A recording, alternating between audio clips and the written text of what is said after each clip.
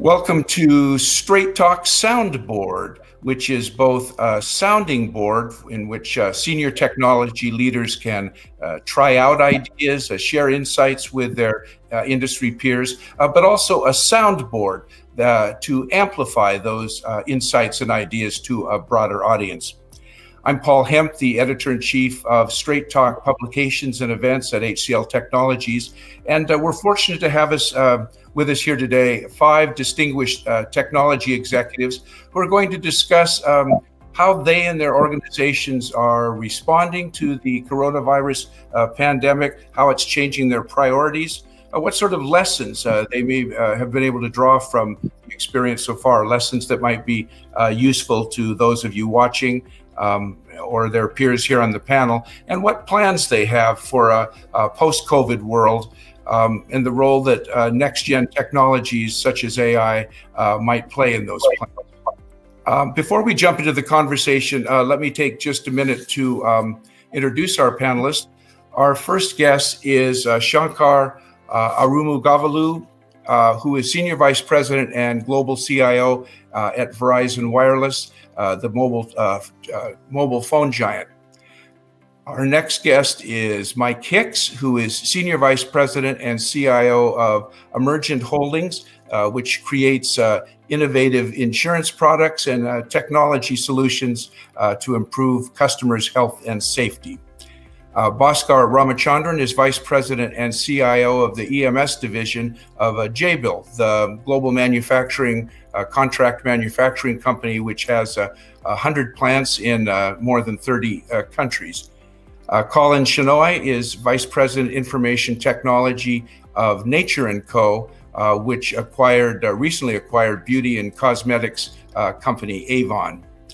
And our fifth panelist is Shashi Verma, who is Director of Strategy and Chief Technology Officer at Transport for London, which runs all of the public transportation in London, including the London Underground. So let's start off the conversation with ways in which COVID-19 has maybe shifted your priorities. As I said, moving some of them up the list, up some of them down, maybe put some on hold, and what your, main 1, 2, or 3 priorities are for 2021. Shankar, do you want to start off with that and talk a little bit about your priorities and what you're looking forward to next year?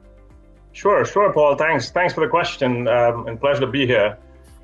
So yes, you're absolutely right. In terms of COVID-19, it didn't change our strategy fundamentally, but it did cause a shift in our priorities. And a couple of examples I can give you. For instance, if you take our wireless business, we have a fleet of retail stores as well. And then during the peak of the pandemic, we had only 30% of our stores open. And also we had to make sure we took precautions to keep our customers and employees safe as well.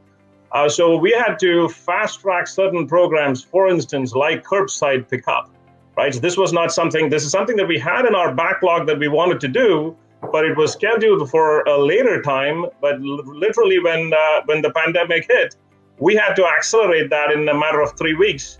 Get that rolled out, and that's being very widely accepted by our customers. The time that they spend to really get the transaction completed and walk away with their device, etc., has been very good. Another example I can give you as well is our field technicians who go into customers' homes to do the installation of their home broadband service or do some kind of a repair. We had to make sure that we were taking care of their safety and the customer safety there as well. So we deployed remote augmented reality-based visual assistance tools that essentially helps the technician be effective in their job by not setting foot into the customer's home and still walking the customer through using just their smartphone. The technician would send a link. The customer would use essentially the camera on their smartphone, and technician would be outside the home essentially annotating on the device and walking the customer, guiding them through the installation or the repair process.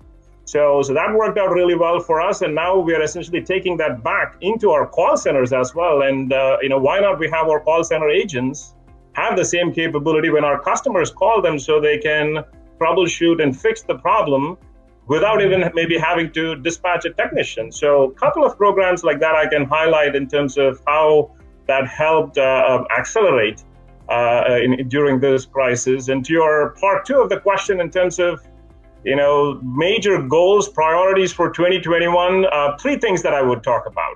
First one for us is we are essentially shifting from what I would call an artisanal analytics that we were doing in pockets to more an industrial AI. So that's a huge priority for us. So we're making sure we're doubling down on that. Also, we're looking at scaling out our practices when it comes to new ways of working, essentially through DevSecOps, modernizing the entire CI/CD pipeline, and also agile ways of working, scaling it across the enterprise versus in pockets where we have utilized that today. And the third one is completing our transformation. So we have a major modernization of the technology stack that's happening across the Verizon ecosystem. So that's something that will continue to be a top priority for us in 2021 as well. I like that term, artisanal AI. It's kind of a craft application of AI as opposed to an industrial one. Like to jump in, Mike, do you want any thoughts you have about your own experience or priorities for the upcoming year and how they may have changed as a result of the pandemic? Yeah, thank you. The pandemic hit us, like everyone, without any forewarning. So, our businesses were impacted pretty significantly because our health plans and the services that we provide for health plans and also on our property casualty insurance is heavily focused on, face-to-face. So, it did change significantly how we worked, which meant that we had to, rethink some of the technology we were providing.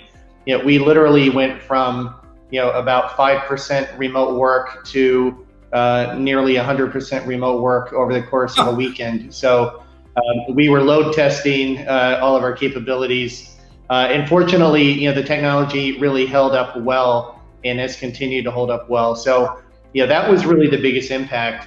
I would say in regards to, did it change or shift our priorities? Really not that much. We're a fairly new company. So as a holding company over multiple businesses, we're about 3 years old, and each of our businesses have, their core strategies in place. And there's a tremendous amount of work around modernization, investing in new products. We're doing a lot of things in partnership with startups around AI, machine learning, tools and products that we're bringing to market on behalf of our clients. And, that work just continued. And, we were very fortunate. We started out really as an agile company. So, the way we worked and the way our organization operates is essentially agile in nature. So, that benefited us tremendously. As we go into 2021, what we've really learned is, consumers are shifting the way they think about doing work. And, we're really stepping back and thinking about, what does that mean for the services that we provide? And, I think if there's one theme going into 2021, it's client centricity. And everything that we're going to be doing is really around leveraging data and digital to rethink and really reimagine how we engage our customers. And is that realization, was that partly a result of customers changing behavior as a result of, being homebound, if you will, or is that unrelated to that? No, I think it was, so it was partly driven by our customers. So our customers have become much more digitally savvy than they were, just 6 months ago. And it's amazing what a crash course in remote work, does to, someone and how they approach their personal life. So our customers have been really pressing for more digital services, but also, it forced us to rethink, a lot of our operations. So as with our property casualty insurance company, as an example, we pay a lot of claims, and it was amazing how many claims we were paying, through the traditional, printing of checks and mailing. And, that really put a strain, when you're shifting to a complete remote work, how do you mail checks when you have no one in your print and distribution center? Right. So it has forced us to, really press, our digital strategy and really changing the behaviors. But given, this shift, this is really an opportunity, to really reimagine how you do work. And, we're taking full advantage of that. Colin, talk a little bit about, I guess one of the things that's interesting that Shankar said more than Mike said is some changes were made that actually will probably carry over on into, kind of a post-COVID world. But talk a little bit about your, what your priorities are for next year and how those may have changed. Okay, sure. Well, let me start off by talking a bit about how COVID impacted our business this year. So, Avon is a well-known brand. We are a direct selling company, which means that, the majority of our sales aren't conducted by the 20,000 associates around the world, but a network of 5 million representatives who earn commission through selling our products in 57 markets around the world. And obviously when COVID struck, then, the opportunity for those representatives to go door to door and sell through physical brochures basically stopped overnight. So our challenge was, how do we bring this sales experience into the digital age and do that in a way that didn't require that physical proximity? Now, this was always part of our strategy to move from that physical to digital channel, but COVID really accelerated that. So within a matter of weeks, we had to overcome the challenges of how do you enable brochures to be distributed digitally? How do you collect orders digitally? How do you enable collection of payments digitally? But probably the biggest challenge for us was the supply chain. Suddenly now we had to send shipments to end customers all over the world rather than distributing through our network of representatives. So what COVID enabled us to do was really accelerate that digital agenda, which will, of course, continue into next year. But a lot of the groundwork has already been done, particularly in our supply chain. Looking to next year, however, what we're continuing to do is to simplify our application landscape. Now that we're part of a bigger group, we were acquired this year, and we're now part of Nature&Co. We really have the opportunity to start standardizing processes and systems across the group. And that's a journey that we're going to continue on into next year. And in addition to that, Shankar mentioned about moving to more agile ways of working. That's very much on our agenda, as is a move to the cloud to give us a much more flexible infrastructure to support our business. It is interesting. You hear about people going from a centralized office location with their workforce to a distributed workforce, but you were going from the ultimate distributed workforce to a kind of centralized digital equivalent. It's kind of an interesting reverse of that. Yeah, absolutely. And, the change management of, trying to bring those 5 million representatives on that journey with you is, quite an incredible thing to undertake within such a short space of time. But I think everybody was in that mindset of needing to get on because, life has to go on and, people need to make a living. So there was definitely a motivation to get on board with the digital journey. Shashi, you're also someone who would have been directly, or your, Transport for London directly affected by people's changed lifestyle. Talk a little bit about these sorts of things that in your situation, but also if there was a shift in IT or technology priorities as a result of the, drop off, I assume, in users. Paul, I think it's a common joke this year, that the coronavirus has been the biggest catalyst of IT transformation in any organization. No amount of CIOs or CEOs have been able to achieve what the virus has achieved this year. And that's true of our organization as well. We flipped the entire head office type operation to work from home almost overnight. And it's worked very successfully. People are very happy with that transformation. Quite what it does in the longer term when things go back to normal remains to be seen, but it's been a good experience in general. I think our challenge stems from the fact that we can't run the trains sitting at home. You still need people out of the system to be running services. And a large part of our organization is actually out in the field. and has to carry on being in the field, and being able to support them with the right kind of technology when they're out in the field is really important. So, the striking thing about public transport, and I'm not trying to make special pleading here because every industry has been affected, but the requirement being given of us was to keep running all of our services because it's so essential to keep the city moving, but to keep people away from using them because we needed the capacity to be used by those people like nurses and doctors and supermarket assistants and so on, who really needed to be out there. So we were running pretty close to 100% of our services, and demand had dropped down to about 5% of normal. And that's a really bizarre situation to be in. And in that environment, with all the tech support sitting at home, trying to keep the services running is a real challenge. I think we've done really well out of it. There's a remarkable statistic there, Paul, that on Easter Sunday, the London Underground carried 64,000 people, which is the lowest traffic that we've had since the 19th century, which tells you something about the scale of the crisis that we've had. But in terms of how it's changed our priorities, I don't think it's changed all that much. It's accelerated some things around smart working or flexible working and being able to support it with the right IT. But some things don't change, and the nature of our job, which is to keep the city moving, has not changed because of this coronavirus crisis. And I don't think we should get carried away into thinking that this is a completely new reality that's unimaginable from what was going on before. Interesting.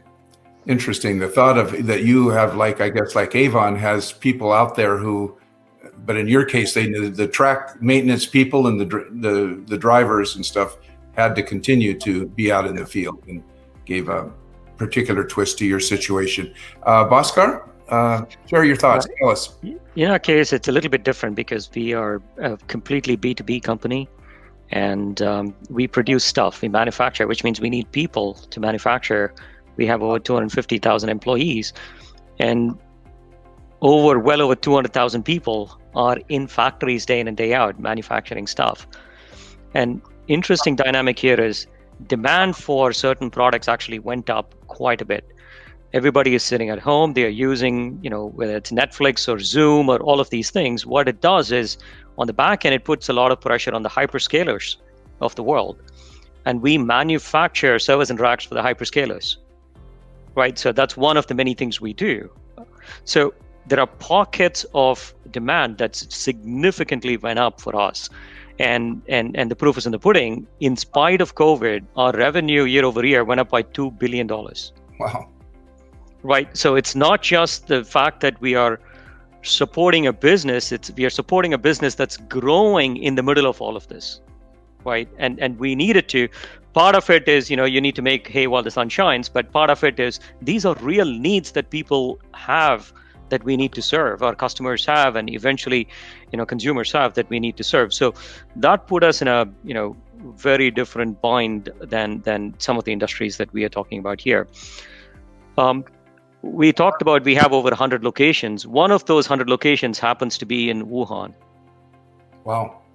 So we talked about this back in December of last year. We had absolutely no clue how big this was going to end up being. I remember I was in China the first week of January, and I was sharing a ride from the hotel to the office and my HR business partner was sitting next to me, and she was saying, "Hey, did you hear about this thing in Wuhan? There's something going on." I'm like, I don't know what you're talking about, Vivian. And then, we went on with the day, right? We didn't even, pay much attention to it other than it being an HR thing at that time. It wasn't long before you did know what she was talking about. That's correct. So I actually still remember we left the country on the 11th of January. On the 12th, they closed the borders. Wow. Right. And we didn't know they were going to close the borders the next day, right? So, and it blew up to be. So the reason why I bring up the story is because we knew about this early on. And then we developed a whole bunch of protocols on how to run our factories in the middle of this pandemic, starting in China, because fortunately or unfortunately, looking back now, we had an early warning. We developed all these protocols. And by the way, we knew early on, our CEO clearly realized that this is much bigger than any of us. and we published those protocols in public domain. We didn't just give it to, our customers and suppliers. We actually gave it to our competitors and anyone that wanted it. All these protocols that we developed, back in late January, early February. So that was something very, very important for us. And why did you, not that you wouldn't have, but what is your point in the fact that you shared them, is that others might use similar protocols in their own business? That's correct. It was super effective for us in containing this, and many of our factories, we actually have dormitories attached to it. So when we get complete control of the environment where the factory and within the same factory compound, we also have dormitories, it's much easier for us to control it. When that did not happen, what did we have to do to make sure that, we all take these things for granted, wearing masks, temperatures, checking, and plexiglass separation in our dormitories where, we are feeding, tens of thousands of people every day, right? So following those protocols is very, very important. So all of these were developed fairly early on, how we did all of that. And it is important for us to share it with the rest of the world. So, in terms of technologies and how technology helped here, and sort of like what Shankar talked about early on, right? One is we have significantly accelerated adoption of AI and ML technologies because we need to make decisions in a much faster pace and more accurate decisions because we just didn't have time. So many of those were brought from the back burner to the front burner and really accelerated. So those things, and tied to that very closely is the adoption of the cloud, with all the benefits that the cloud offers, the resiliency, the adaptability, scale up, down, all of those things, right? From an application standpoint, from an infrastructure standpoint. So all of those are now, full blown, getting accelerated from an adoption standpoint going into the future.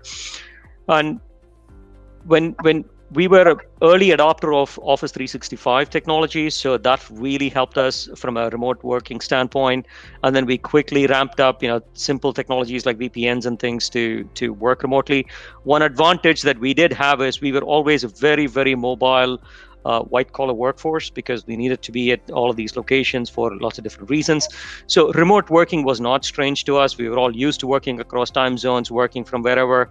So that part of it, we just needed to ramp up a little bit more than before. So that's something we it came naturally to most of our employees. Of course, nobody is going into work, especially if you're a so-called white-collar employee. Largely, the workforce is remote. If there's any thoughts you've had over the last 3 or 4 months of things that you've learned from the experience, maybe just on business continuity in general, but other things that might be applicable to people in other industries or other businesses. Any thoughts come to mind of I'm not talking about major epiphanies necessarily, but some takeaways that you've kind of been able to articulate at this stage in the pandemic. Yeah, I think Paul, as was mentioned by pretty much everyone, right? We do have plans for business continuity, disaster recovery, etc., but nothing to deal with something of this scale, the global scale, right? That was truly unprecedented. Yes, what happens if one geography is out of commission? What happens on an earthquake, natural disaster? All these different scenarios we planned for, but nothing of a global scale like this. I think one of the key takeaways here as well is one of the scenarios that we should be planning for is complete virtual. Can the business operate in a complete virtual environment, right? So prior to March, I'm sure if you had asked any CEO, would your company be able to function 100% working virtually? The answer probably would have been no, right? But now there's new learnings coming out of that. Yes, it is possible. And I think the biggest learning for us here is to really figure out what work can be done virtually and what has to be done physically. And I think that's been one of the big takeaways here as well. And that's how we're looking at it inside of Verizon as well, pretty much reimagining and challenging the status quo across the board. Is this function something that really does it require to be done in an office environment? We have shown over the past 7 months, it is doable. So what can we bottle and take it forward even the post-pandemic world? One other thing I would say that's been a learning for us is how do we bring in our third parties? We all, large enterprises, we work with several third parties as well to really have this collaboration with the third parties in terms of their business continuity plans as well. How equipped are they to really move to a complete virtual environment? Because it only works when it all works. So we had a couple of cases as well where we figured out we were relying on third parties. They unfortunately were not able to pivot their workforce. So we had to figure out alternative plans and really figure out how we deal with that situation. Those are a couple of learnings that I would say that we took away. Okay.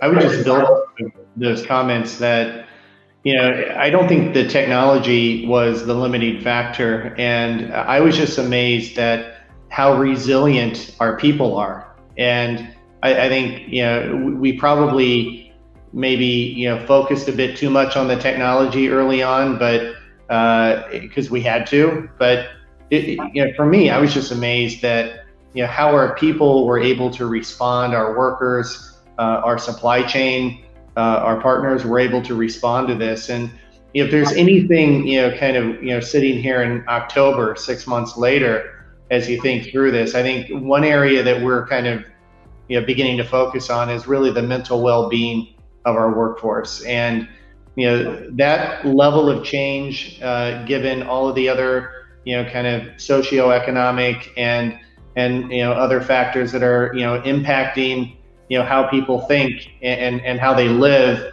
that mental well-being aspect is so critically important, because at this point there is no traditional workday, and that's, I think, something that we don't yet fully know what the long-term impacts are going to be of this rapid shift to remote work, but it's one we're definitely thinking about.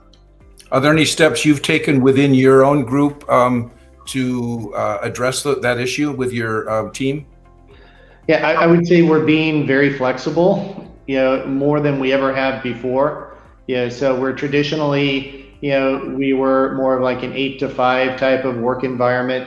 We're now telling folks, if you're working from home and you need to run an errand during the day, just block the time on your calendar, because we know that the workday doesn't end at 5 o'clock anymore.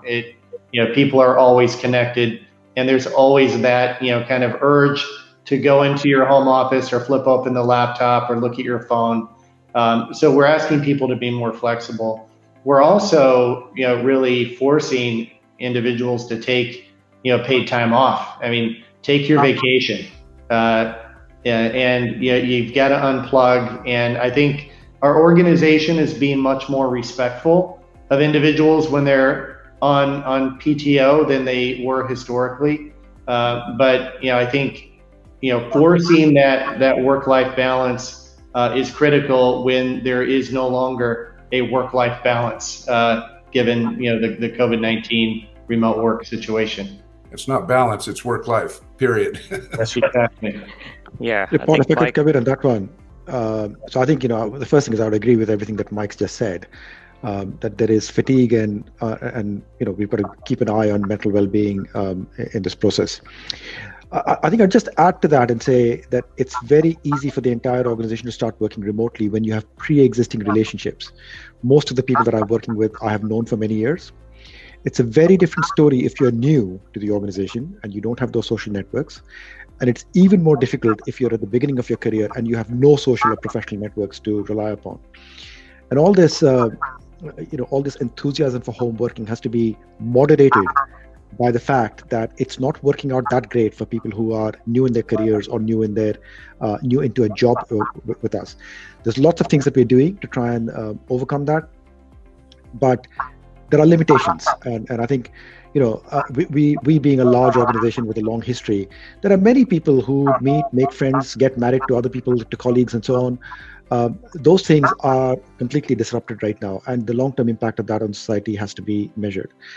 I think that's one point. The other point I'd make is that, when you're looking at where are the difficulties with this kind of remote working, it's very easy to see where they are, because you can see those activities still happening in our offices. So I think, every organization has struggled to take contact center type activity into a remote environment, technology being one of the issues, but also these are people usually on low pay. Getting them a secure environment back at home where they can take payments and things of that kind is a bit of a challenge. Likewise, we run control centers. We have a control center right in the middle of London that controls all the traffic and all the public transport in London. Well, whether you like it or not, people are still going into work in those environments, even though it looks like a head office environment. Mm-hmm. Things like scanning of invoices that are coming in. Well, no one's even able to figure out how to feed an invoice into a scanner remotely. So I think we've got to be mindful of the fact that this is showing up in some disparities between different job types as well, and that some people feel that they're feeling the brunt of having to go out to work in an unsafe environment, while many of their colleagues are having this great time working from home and so on.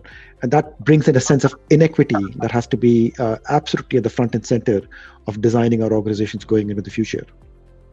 It's interesting. You mentioned 2 and maybe 3 ways in which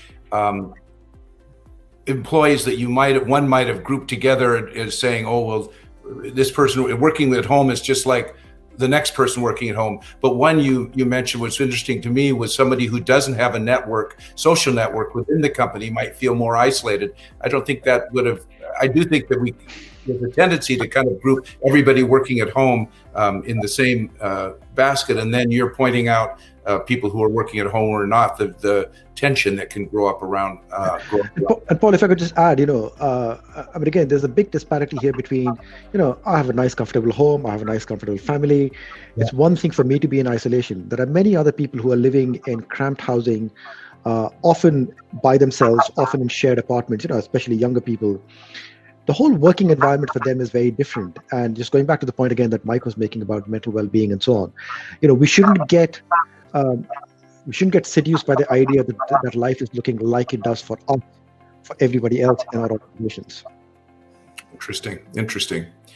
Other thoughts? This is kind of a midpoint in our conversation of things that and you've offered some, and actually, Bhaskar, you had your sharing of protocols as kind of if not lessons learned to share, but you were sharing something. Other things that you might, if you were meeting somebody, in a casual setting, that you might mention that has been maybe not exactly an aha, but that grows out of this experience, either on a business side or an IT side. Yeah, I certainly have one. I would just reflect on, this year, and I think it's the same for many organizations, just the amount of change that has been possible within such a short space of time. As CIOs in organizations, would often take several months to do projects that under the COVID times have taken a matter of days or weeks. And, reflecting on that, I think we would all like to be able to bottle, whatever made that successful during COVID and be able to take that forward.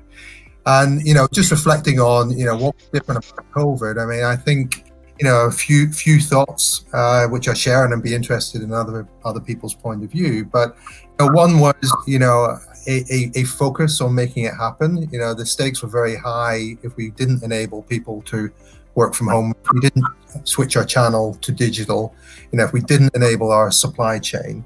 So the stakes were high, so everybody was rallied around that. I think we were very much focused on the objective. And I think also, and I pick up on what, Mike said, people have worked really hard. People worked around the clock and, been under extreme pressure to get the job done. But of course, that's not something that is sustainable over the longer term.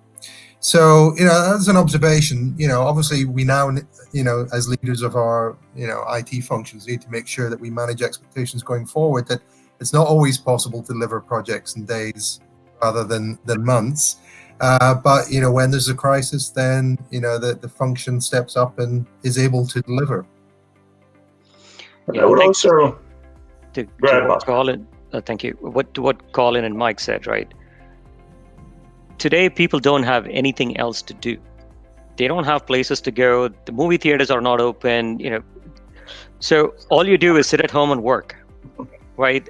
Outside of going to the grocery store or going out for a jog or a bike ride.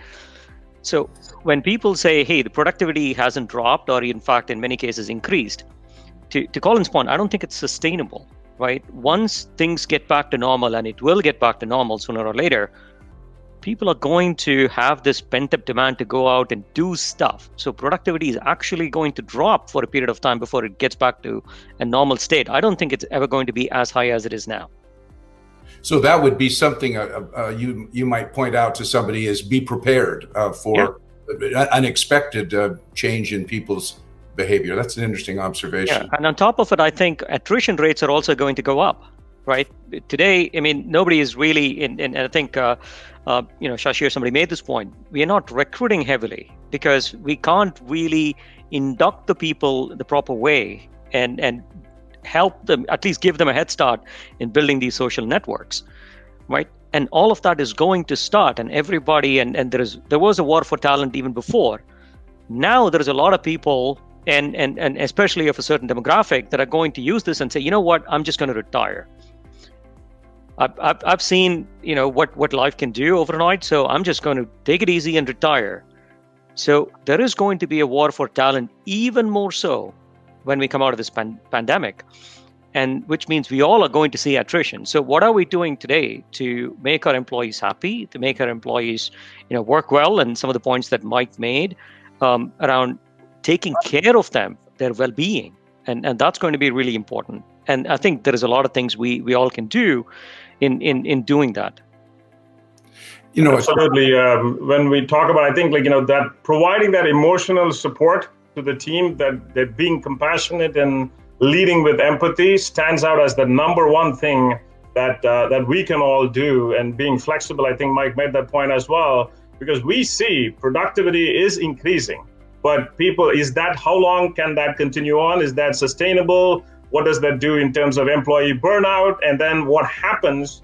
And I very much agree with the point that Bhaskar made as well, in terms of there isn't much to do. Although we encourage folks to take time off, there isn't places to go, travel, there is travel bans, etc. But still we say, take some time off, even if it is just walking up and down your driveway, right? So whatever it is, so just take some time, take care of yourself, because it's very important during these times that's exactly something that we make as a priority. And as leaders, we have to role model that as well, right? As they say on an airplane, first put on your oxygen masks before you help others with theirs, right? So I think those are all the things, those actions go a long way in terms of walking the talk. Yeah, and just to build on that, Shankar, I think it's also important to continue to invest in people during this time. I think the tendency is, people sit at home and they're constantly on Zoom calls or whatever the choice of collaboration tool is in your organization, and constantly going from one meeting to another. But it's important also to invest in people, and one of the initiatives we've kicked off recently is to do regular lunch and learn sessions where somebody will come along and share their insights on whether it's agile ways of working or stakeholder management or other things that might be of interest to other people. It's not something which is mandatory for people to attend, but people are invited from across the globe to join these sessions, and it's a great way to something, but also to build up that social network within the organization that people who are newer to the organization maybe don't have. So, and people take from that something that's a little bit less formal in nature, but they feel good about it. And the attendance that we've seen over the last few weeks in these sessions has just been phenomenal. So it's something I would encourage organizations to do if they haven't already started that type of initiative. It's kind of interesting related to what Shashi said. We think about, people talk about, virtual happy hours or something with a team to try to give people, a little sense. But it's interesting what you just suggested there, or maybe explicitly said, that those sorts of events are ways for people to build or extend their social networks. Maybe if in the case, as Shashi was saying, somebody who's relatively new to the company doesn't have one, it's a way to kind of stretch out and start to build one through things like that. Related to what Bhaskar said about the concern about attrition, there was already a war for talent, especially with new technologies. Needs to upskill your existing technologies to find people who can, talent who can have some capabilities in this area. Whether data scientists or something like that. has there been any opportunity during this sort of crunch to think about upskilling employees' existing capabilities, or finding people that if you need to bring in new talent? I would just add that to build off of what others have said, and to your question, the reality is a good majority of the workforce, white collar workforce, is never going to go back to an office, other than for collaboration or meetings. They're going to be working out of their home, and what that is doing is changing how our workforce thinks about their opportunities. So they're no longer limited to the community that they work in. Historically, it was I either find something within a 50-mile commute or I relocate, and relocation's a big deal for a lot of people.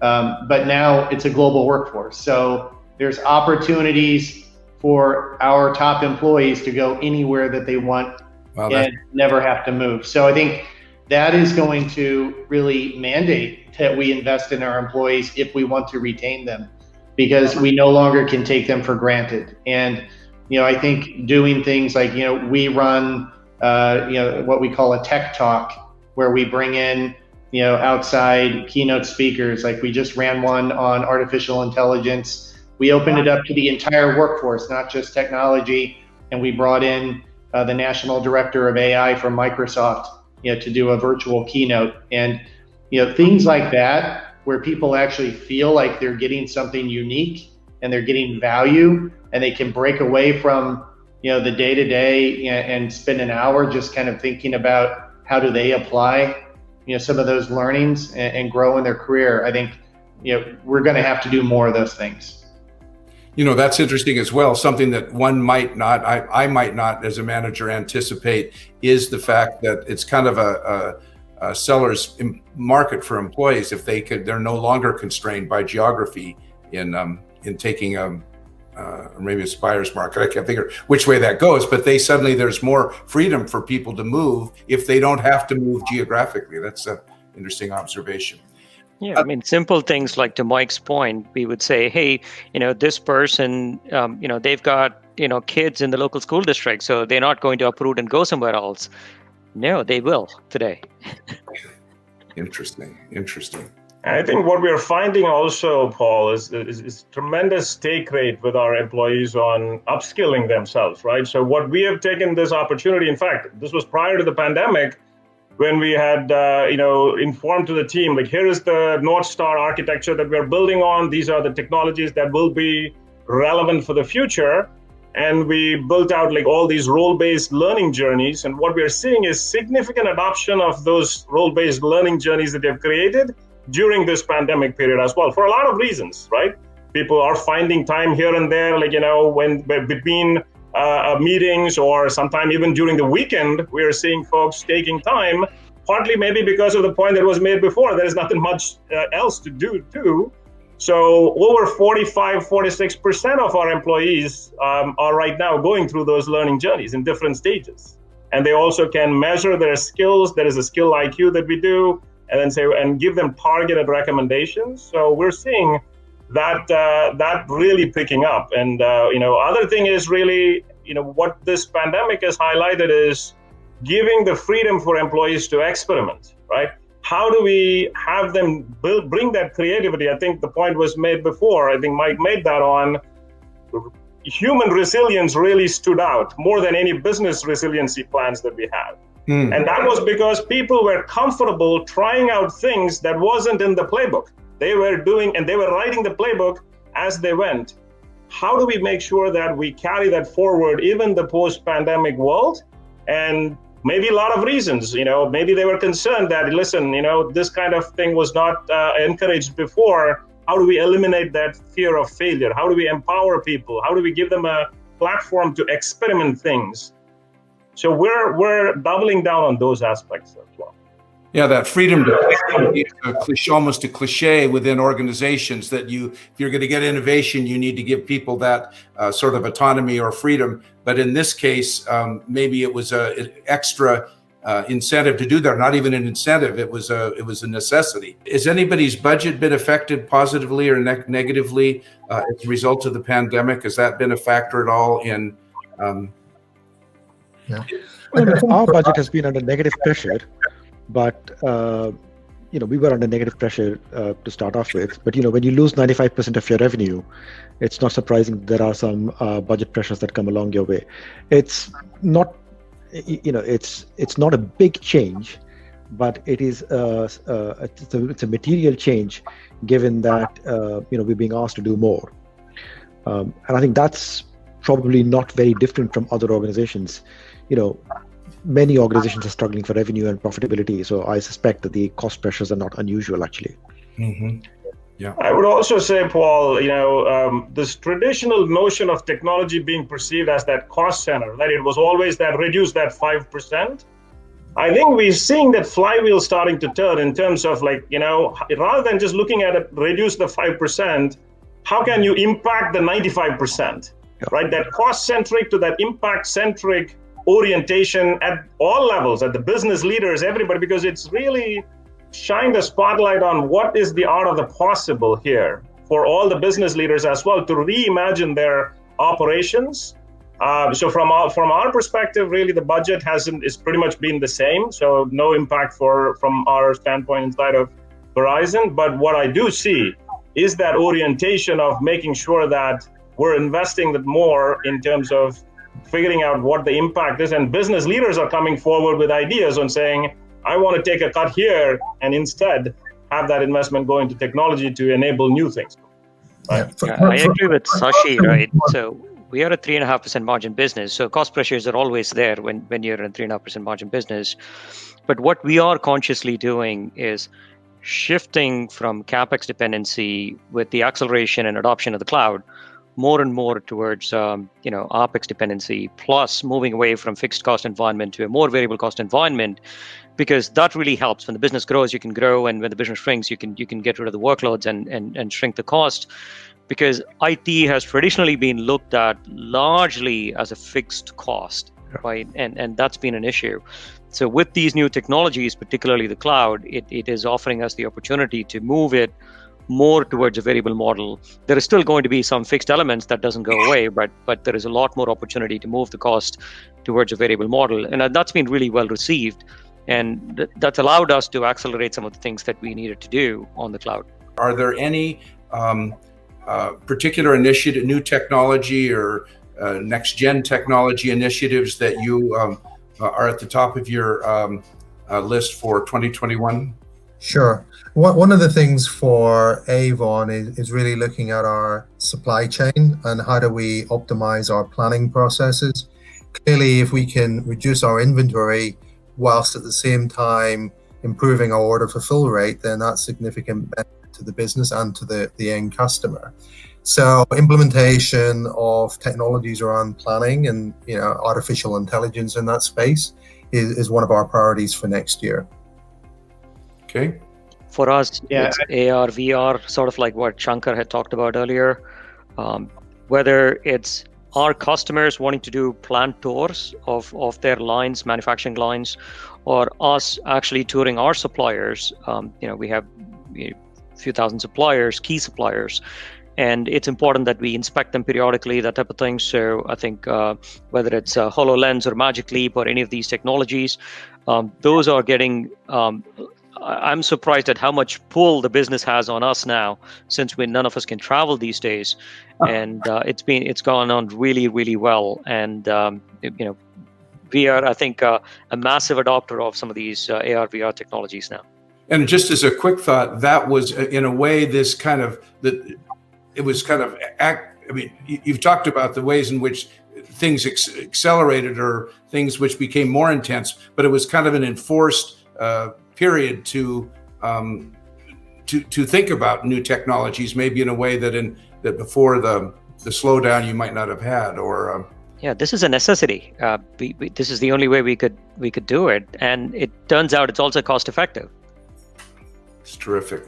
I would just say we're embedding AI in virtually everything we're doing. So as we look at our applications, as we look at our processes, we're augmenting our workforce with automation that's AI enabled so they can be more productive and help grow revenue. But I think, AI, while it's a buzzword, it is, something that, is, virtually every investment that we make, we ask, what can we do to, make that investment smarter and get a better return?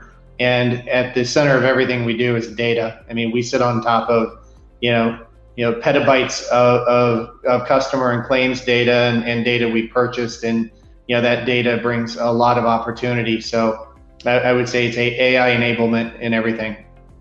And for us, it would be the same. When I talked about industrializing AI, virtually the whole spectrum of AI, all the way from simple robotic process automation to using natural language processing when it comes to virtual assistants, using computer vision as we look at densifying our networks. When we build out our 5G networks, how do we place the minimal number of nodes out into the dense areas and get the maximum amount of coverage? Classic use case for computer vision. How do we build machine learning models to predict, the next best action and provide that hyper-personalized experience, getting all the telemetry from the customer's usage of our network, the device information, their interactions within our channels, what we do to the customers by way of outbound reach, etc. So across all of that spectrum, pretty much AI plays a huge role for us. That's a top priority.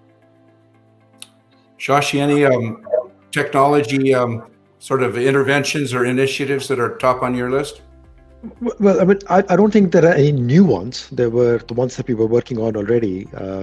We're a very asset-heavy business, trying to get a bit of automation into the assets, with IoT-type technologies where you can get remote sensors and so on. That's a huge driver of our maintenance costs, for example. There's a program running, has been running for quite some time, but I think this is a key year for us to get some of that under some rapid progress. That it is, I realize our discussion today has been about, largely about technology and new technologies, or not largely about, but that's kind of was our starting point. But we spent a lot of time talking about the way in which the importance of people in all of those decisions, and some thoughts that were interesting to me about that you might not think about until it kind of came to that all employees aren't alike, for example, when it comes to remote or non-remote working. It's an interesting kind of marriage of technology and people in this very conversation. I think I'm going to say thank you for taking your time. This is actually really interesting to me, and I think the conversation has yielded some particular insights and maybe some more general, almost atmospheric things that might be useful to people watching this. So let me say again, thank you, and hope we get a chance to do it again sometime. Thanks for having me. Thank you, Paul, and the panel. Appreciate it. Thanks so much. Thank you.